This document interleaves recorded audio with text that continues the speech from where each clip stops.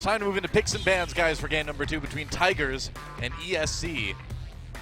And we'll see if ESC can put together anything to fight the Tigers here. But, man, it is not looking good. Bard ban, first off. Well, Bard bans for the Tigers in both games. Yep. You really don't want Key to pick up his incredibly dominant champion, which we've already seen in the first set that ESC played this season, which was pretty great. He had some excellent games. Trundle also going to be banned. So we're actually seeing the same bans, even though the teams have switched sides. Yeah, Varus comes in as well. Varus this time banned by the Tigers. Yep, same bans though, just different sides. Oh, never mind. It is slightly different. There's the Azir ban. So I don't know why you would ban Azir against Corona. That makes no sense. yeah. Maybe ESC is just, the coaches are like, okay, we have to ban the Azir so Temp doesn't play it anymore. He can't ask for it in the draft. I think maybe that's the real reason, because, I mean, like I mentioned, I was talking to Gorilla before the match today, and he's like, yeah, Kuro can't play Azir. Everybody knows that. It's not some hidden piece of information. Exactly. So I don't know, either it's poor planning by the ESC side, or they really don't want to let Temp talk about Azir, I guess. Will be a Nidalee first pick. No jungle bans. Kindred will be up for Bless. They gave Peanut Nidalee though, and so this could easily spiral out of control into another pick comp from You just Tigers, never want to give Peanut Nidalee. That's just such a bad plan. And to ban Azir and then give up the Nidalee seems like insanity to me from ESC. Maybe they have a very special plan. It's better be a very special plan. Did you know that ESC has a very special plan for this draft, Doa? Someone knocked on my door once and told me that. Yeah, they gave me a pamphlet that said ESC crazy. It's going to be Swain and Ashe locked in, so ESC will take the Ashe away. But again, you know, Loken's such a great Ashe player that it's not really so much of a takeaway. And the Swain has been used before. Braid looks disgusted with this draft. It's like, I wanted to play the Ashe so bad. It's okay, Prey. You can still play Ezreal. He looks disgusted and slightly bored. Well, I hope that's not the result of people playing against ESC for the rest of the season. Now, the Maokai went all the way through picks and bans. They're going to select the Maokai even though the Echo is available. Yeah, and they're not going to take the Amumu. They've already got the Nidalee, you would think. The Maokai is useful for immediately CCing the Swain before he can get in range of actually using his ultimate, and it will be back to the old Kuro special in the Victor. Yeah, well, I mean, the Tigers are really just putting together a ridiculously strong composition. I mean, Nidalee, Victor, Maokai, and if they add, like, you know, Ezreal Braum onto this, or, you know, Ezreal anything, really. Well, this is just the champion you don't give to Kuro. Yep. Kuro is his most played champion of all time. He is 24-5 professionally on Victor. So if you like to take a gamble against an 82% win rate, I guess you do that. And it will be the Kindred and the Fizz. Now, we don't know which way these champions are going to be going. Previously, you could still play a tank Fizz in the top lane. If you want to go for the Swain in the mid lane instead, probably going to be that mid lane Fizz in the top lane Swain, but certainly still a bit of flexibility there. So, what's it going to be? Probably not that Blitzcrank. I mean, we've seen one this season, but that's probably the only one we're going to get. I just don't get this Azir ban. It is Kuro's 6th most played champion of all time, but he has 5-12 on it. 5-12. So, and that champion was released after, I believe, the Tigers were formed. So, all of those 5-12 would have been on the ROX Tigers, which means that he has a 29% win rate on that champion, but as a team, the ROX Tigers have a 66% win rate. Yeah. No, wait, 69% win rate. So basically, this is the champion that causes the ROX Tigers to lose an inordinate amount of games. All right. Time to make things exciting. Spice it up a bit, you know? Well, They probably will do that. And will it be the Taric again for Key, going for just so much tankiness, invulnerability from the Taric, invulnerability from the Kindred, and of course that Swain, which gets a ridiculous amount of healing. He is very strong as a champion right now, ever since they changed his ultimate to give him flat healing. That way it isn't reduced by the magic resist of tanks, which means that he can sustain in the front line no matter how much magic resist there is. That's the big change that kind of broke him, I think. Yeah. So will be the Taric locked in for Key in the end. Well, great tower diving composition here for ESC. It's like it will be the Fizz. They have a very strong 1-3-1 split push also. I feel like the Tigers are going to be doing a lot of sieging and disengaging this game. Yeah, I think you're right. This is basically just a 5-man siege composition from the ROX Tigers. As long as they manage their side waves well, they certainly have a lot of wave clear, especially once the Caitlyn gets that Hurricane. So they should be able to deal with this from the perspective of simply setting up with a turret, sieging. They've got a lot of disengage. And ESC, if that arrow misses, they don't really have a great way to engage any longer. Of course, the Fizz ultimate, the Fish, can provide enough of a slow to effectively engage, but they are very reliant on hitting that Ashe arrow if they want to ever fight in this game, because otherwise the kiting is just too great, considering there's a Braum ultimate available, Caitlyn traps, Gravity Well, Maokai. Very unlikely that Ever is going to be able to get into the back lines, and guess what? Swain teleport flanks are not very scary. Not so much. We'll see if Ever can put, or I'm sorry, if ESC can put together anything to try to tie this series up. I mean, I like what they're going for. You know, I like that they're trying to be aggressive, get in there and team fight. They're doing what they're best at, you know? So at least they're giving themselves that opportunity. Yeah, absolutely they are, but I think this is a long shot, and they actually switched, so it will be crazy on the Fizz in the top lane and the Swain in the mid lane against the Victor. Yeah, all right. Well, same thing applies. ESC fight for their life. Let's see if they can tie it up against the Tigers. Time to get into game 2.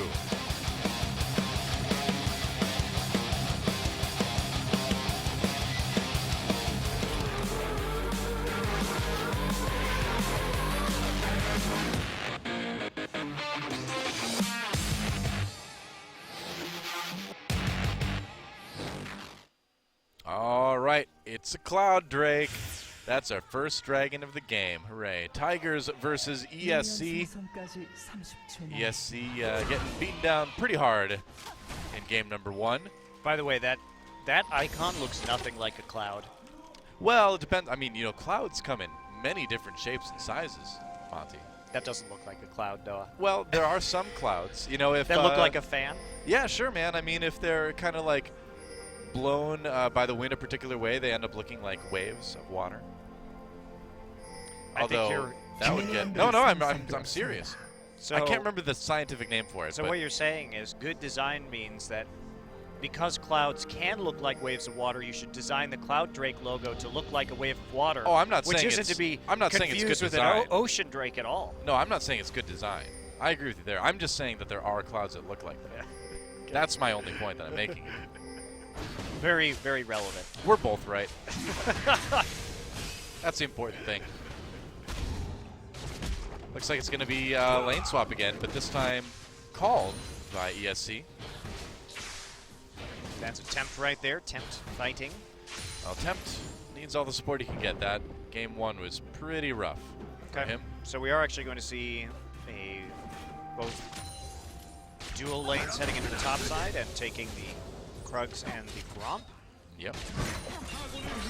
Dazzle. No. Doesn't connect. Good shot, headshot onto Loken.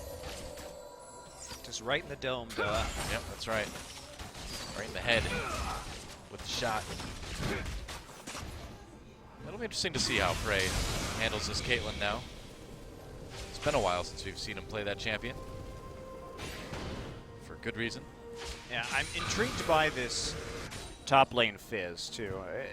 Last year, we saw a lot of Fizz as a counterpick into Maokai, but of course with substantial Fizz changes since then. It hasn't had that same effectiveness, especially when you have to build tank these days. Now, it is going to give them better engage options because you can throw out the Fish as a CC tool and then follow it up with an Iceborne Gauntlet proc, which will assist and give them something else, some other form of CC to start fights besides an Ashe arrow. So I do like that aspect of it. And I do think that Swain is very strong right now in the right composition. You have to really make sure that Swain, your team comp has enough crowd control to get Swain into the middle of everything because he doesn't have any kind of movement abilities to take himself. And when he's going to be taking teleport here as a split pusher, that's a concern. But realistically, ESC shouldn't be looking to actually try and oh boy. Oh, Smeb has to flash out. Yeah, take a lot of caster minion shots right there. Yeah, Crazy getting the upper hand in that duel. Now Bless coming down. I don't think they'll be able to find an angle to take out Smeb. No, Bless just kind of hanging out. Yeah, there was a sapling in the tri-brush, so Smeb, oh god, he can get flashed on top of so easily. Yes, he can. Peanut is there too, though. Oh. Maybe able to nail Crazy. There we go. Bless on top of Smeb. Peanut looking for a spear on the Crazy. Lands it. Oh, the flash! I thought he hit him. I thought he was going to hit him. It was like a pixel away. What a flash from Crazy at the end there. Meanwhile, Bless does pick up the first blood onto Smeb. Yeah, they were not anticipating that Bless would be so patient there in that second brush, but great play from Bless. Go ahead and flash for that one. Definitely worthwhile. Yeah. They do trade a couple of flashes for just that one from Smeb earlier on, so there is a level of price to be paid right there, but nice for Bless to pick up an early kill, that's for sure. Smeb now using that TP to get back into lane with a Doran's Ring, so itemizing up for the early game here, and Dark Seal for the Fizz. Makes sense. Some damage on there early on. Yeah, also, yeah, just for the extra sustain, too, out of the Corrupting Potion. Does give you nice opportunities. So, ESC here should be just setting up to get Crazy and Tempt aheads, because no one is really going to be able to 1v1 either of those champions from the ROX perspective, especially since that Victor doesn't have teleport this game. And ROX needs to start forcing fights around either turrets, sieging up with the large amount of wave clear and range that they have, or fighting around the Drakes or the Barons. Yeah. But ESC going to be playing a skirmish-heavy game right here, and a tower diving game because they have so much invulnerability or sustain when it comes to the Swain and the Taric and the Kindred. So ROX going to have to be on top of their wave clear and make sure that there aren't a lot of situations where ESC can get those dives off for free, because post 6, that becomes a real big danger if you are on the Tigers. Definitely does. But we'll see how well the Tigers can siege here. Brain Gorilla obviously doing well in this top lane. Man, the Tracker's Knife on Peanut's Nidalee. I am not used to seeing this. This is bizarre, man. It's like he's going to actually go ward and Peanut's get change. vision. I don't know if I like this change. I want the old Peanut back, man. The old Peanut would have gotten battle like, ward. Yeah, he would have gotten like 3 ganks already. I want that Peanut. He would have gotten the Skirmisher Saber and then 1v1 the enemy jungler. Yeah, that too.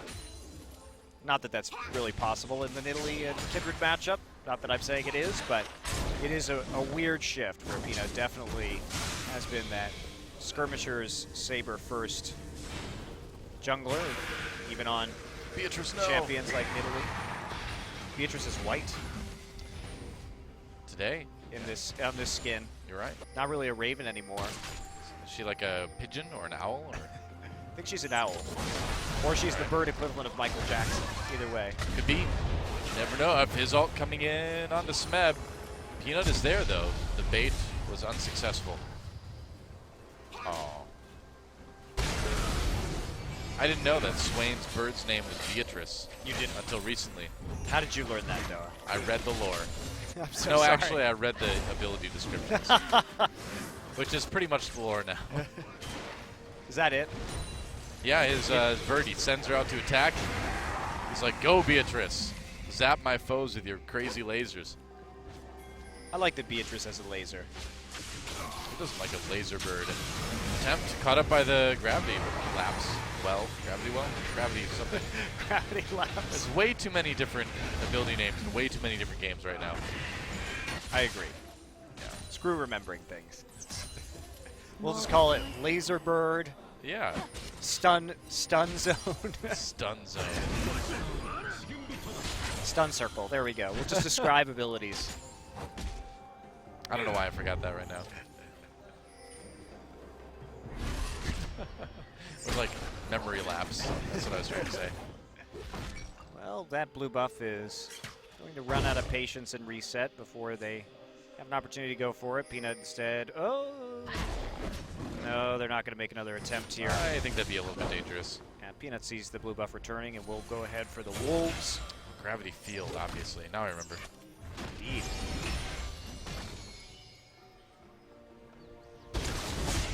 The important part is gravity. And how apparently it just keeps you in place. I don't know how gravity does this exactly. Maybe it just makes you really heavy for a second. Gravitons, that's how it does it. I guess. Victor has the power of gravitons. Right. Makes them surge all the time. Well, it's a 1v1 up in the top lane for the moment anyway. Beatrice, Laser Bird. Vomits out lasers. It seems like if I had a bird, I'd be pretty concerned if they were vomiting lasers. And it's the ability is called Decrepify. I don't, like, Swade's ability names don't make any sense. Don't think about it. I don't know if that's like the bird makes those minions less of Crepo from EU. Decrepify. Decrepifies them. Oh. Chaos Storm dropped onto Temp, gets caught with the gravity field again. Temp trying to get away, still has the flash though. Oh, but he does not use it and dies. All right, Crow wins 1v1. I think Temp trying to buy some time until his teammates got there, but they did not get there. There were two aspects of that duel, one of which was a communication issue between Tempt and Bless as to when he was going to get there and perhaps be able to put down a Kindred ultimate, as Peanut is just going to solo the first Drake right now. The second aspect of that is that you really have to not underestimate the Chaos Storm anymore. Part of the mage rework from Victor is that it ticks less frequently. It only ticks once every 2 seconds, but the damage is significantly higher when you stay in it after those 2 seconds. When it does tick, it hurts, it bursts harder. And that combined with the death ray right there means that if you are not used to playing around the changes to Victor, you can get surprised by the burst that the Chaos Storm does because the damage is higher but less consistent than it was previously. Yep, Tempt certainly not figuring that one out until it was too late. He was tempted by his jungler. He's the one who's supposed to be the one tempting, though. He was very tempting. That's why Kuro went for that all in. Right, but that's not the type of tempting he wanted to be. He wants to be he wants to be a tease. He's just a tease, Noah. But that time, that time the temptation was fulfilled actually, and Kuro got what he was tempted for. Kuro's like, well, I guess I am tempted to kill you. All right. Wow, that's really interesting that Beatrice sort of just explodes and goes back to his shoulder right there. I know. A puff of feathers. Who doesn't want an exploding shoulder bird, though? Exploding shoulder bird that vomits lasers? Yeah, dude. No, it doesn't. It's not lasers. I like how Beatrice is like you. shaking her head like it's a very powerful I talked about that the other day too. Yeah, her like head kind of shakes back and forth. It does not look comfortable. Why does Swain keep doing that to poor Beatrice? It's actually disgusting. You need to get PETA in here, man. A lot of animals being abused. Some powerful laser vomit coming out. Yeah, seriously. Meanwhile, Smeb has managed to get a bit of a CS lead over Crazy in the bot lane. So he's got that going for him. But here comes Bless. Well, they have to play around this. They need to start diving. Yeah, and they are. Smeb taking a lot of damage from Bless early on. Here comes Crazy, but the minion wave not cooperating, so that was awkward. Uh-oh, Kuro might be able to catch this Kindred. Chaos Storm dropped. Bless waiting for that Lamb's Respite. Oh, and the Chaos Storm doesn't quite get there. Well, Bless is going to cast that Lamb's Respite anyway if necessary. But the dive has been stuffed, and that's the most important thing. ESC not coordinating very well. They showed their jungler on that bottom side and got some damage onto Smed, but without the minion wave there just wasn't the follow-up, and that gave Kuro all the time he needed to respond, and as Kuro does, one of his strongest points as a player is that he reacts extremely quickly to the pressure on the side lanes and frequently gets there before his mid lane opponent, and we saw it again right there, just makes a beeline into the bottom side of the map to help out, and that ends up saving Smed. Yeah. Peanut goes for a blue buff steal. That doesn't work out. Bless coming down with a bit of his own damage. And this game, though, much more even than the last game was. And at what point do the Tigers really need to kind of start putting on the siege pressure? They don't. They don't have to do it anytime soon. Yeah?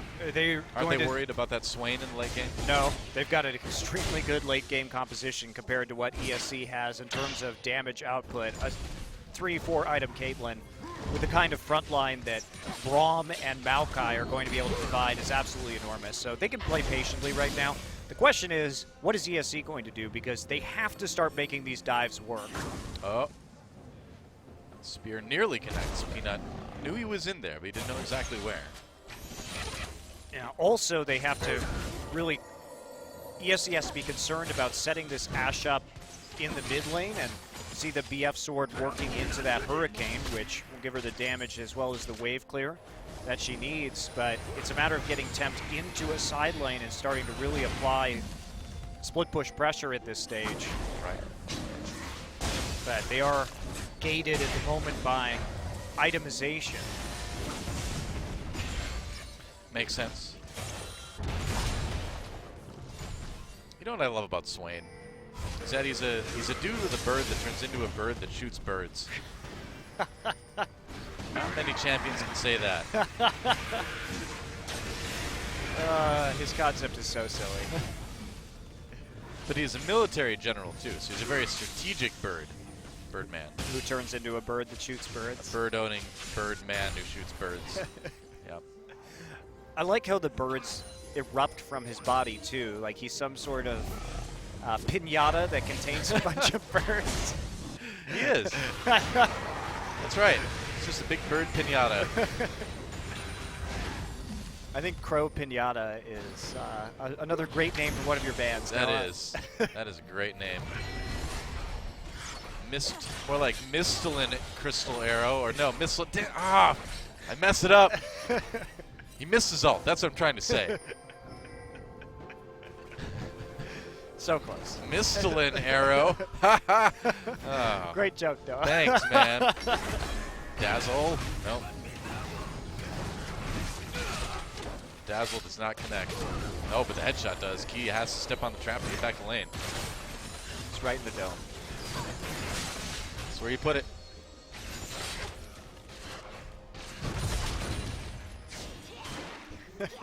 Stop laughing at me. I'm going to troll you with that forever now. No. You've given me the most foolish thing you can, Noah. Ammunition. I'm surprised it's taken that long. Really. Peanut back on his solo draking ways. Yeah, going for the second Cloud Drake. So they're going to be moving pretty quick, and Caitlyn could use that. Well, it helps you reposition. Yeah, it may be the worst Drake, but when you're trying to escape picks or turret dives, like the ones that ESC desperately needs to start performing if they want to win this game, then having that extra move speed can get you out of danger. And also, ESC's composition is incredibly kiteable. They already have certain initiation problems. I mean, Swain still has that issue that other champions like Volibear has, where you basically just have to run at them. And it's really hard to just run at people in League of Legends. Yes, it is. Just ask Singed, or yeah, Volibear, you name it. Oh, wow, Logan. Taking some damage. Yep, there's Ace in the hole. Blocked by Key. Here comes Peanut, though. He's just here to push the turret. Yeah, but he could also hit people with spears. I'm sure he wants to do that as well. He should just be autoing the turret, though. Oh, no. He wants to. Yeah, see? Here he that comes. Was close. Auto the turret. Yeah, well, he threw a spear first. So will be the first turret of the game for the Tigers.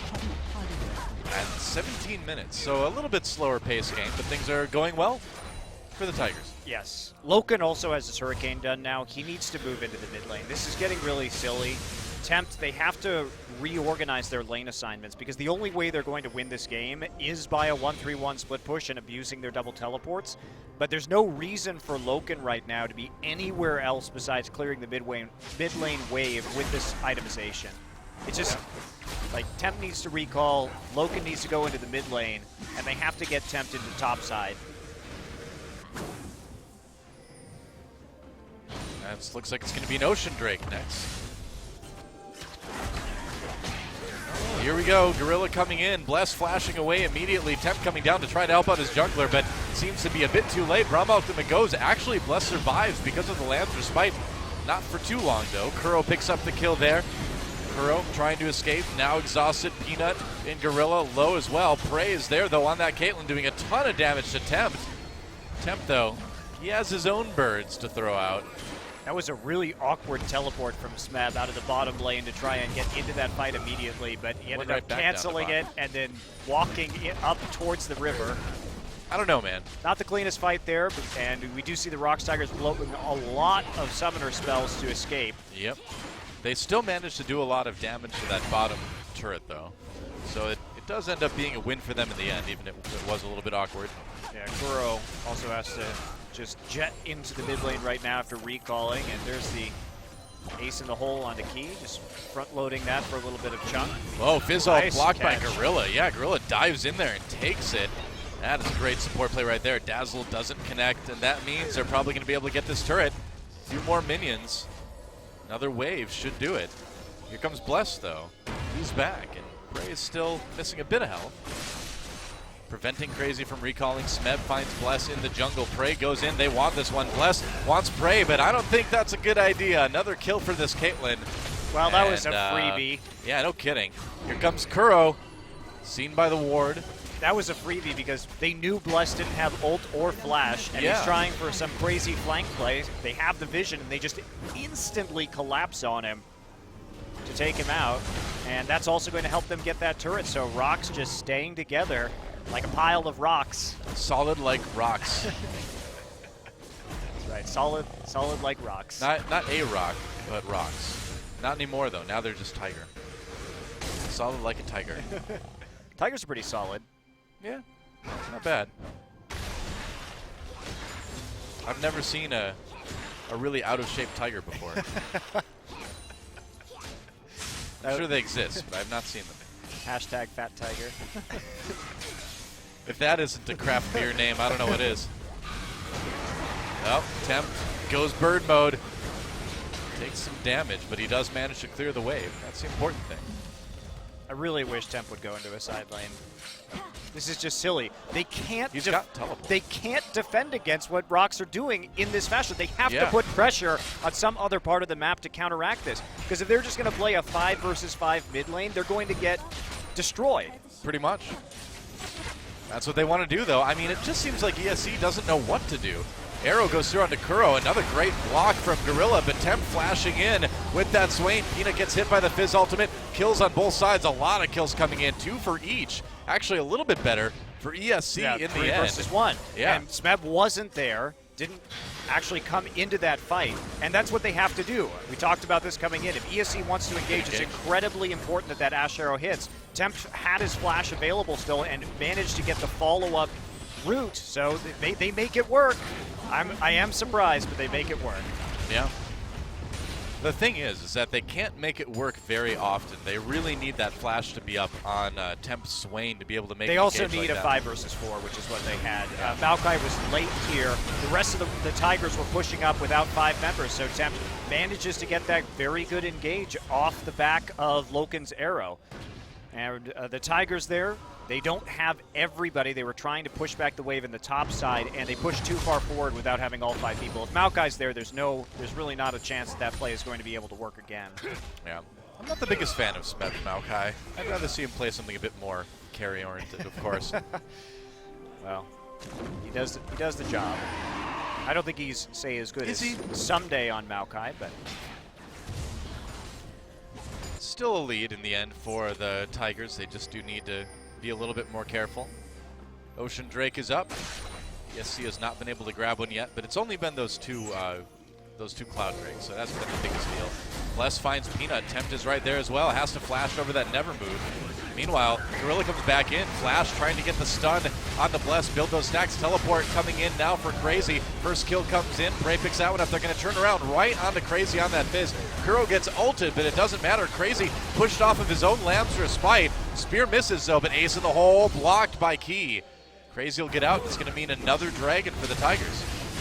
Go right in onto the Ocean Drake, pick it up very easily. They can transition this straight into the mid lane, no problem. It's a great Drake for the Tigers too, because it gives them that sustain when they're sieging, so that's an important one.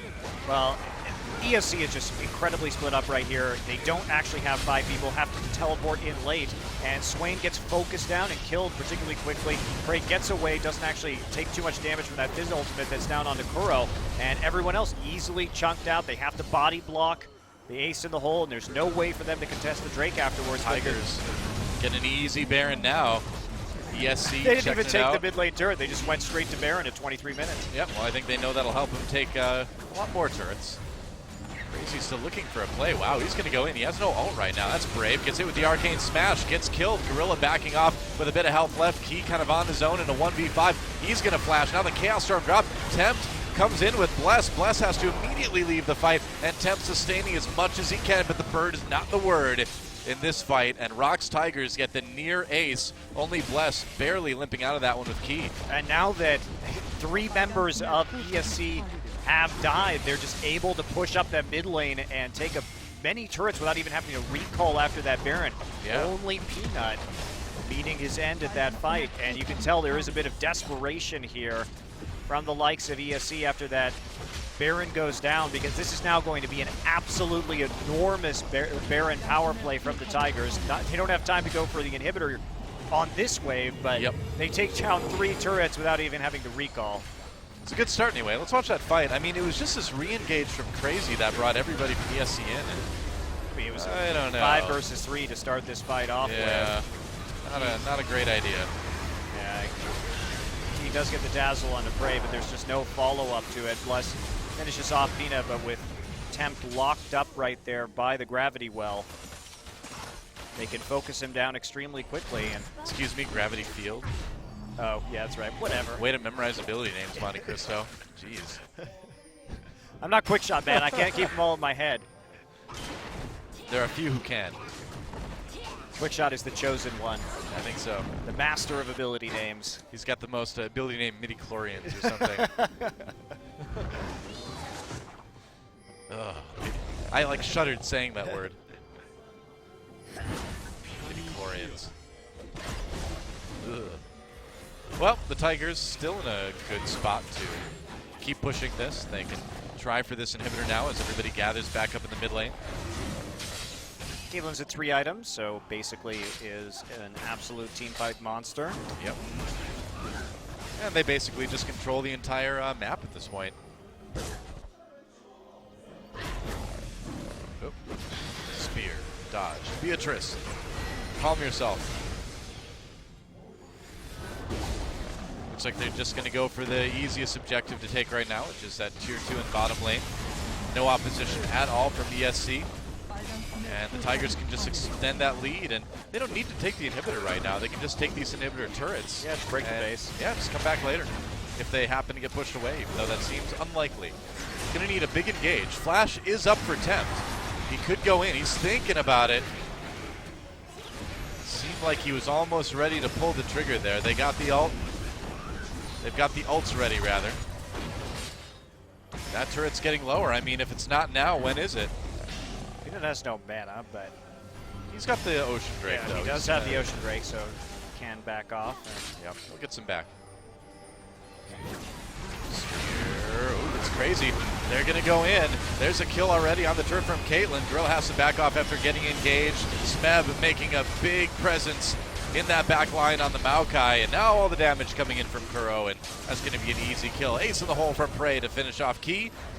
Crazy makes it back to the base, and you got to think that's probably going to be the end of that series right here. Really hard to tell what was going on in that team fight due to all the AoE abilities, but Kuro in the midst of that landed an amazing gravity field that just kept Ever committed to that fight far longer than they wanted to, even through all of their invulnerability from the Taric and the Kindred ultimates. Smeb got in the back lines on that Maokai as well and just disrupted everything. And ROX Tigers have the minion wave now. Not too long before Key and Temp come back up again. The teleport bringing Smeb back to the fight as they try to end this one. Key's back. No ultimate though. Has the stuns, but that's about it. Crazy. Speaking of getting stunned, speaking of getting killed, and they should be able to finish off the Nexus right here as ROX Tigers just kind of seem to pad that KDA a little bit more. Yep, there's Key going down again. Kuro looking for the laser. Temp in the base. That is it.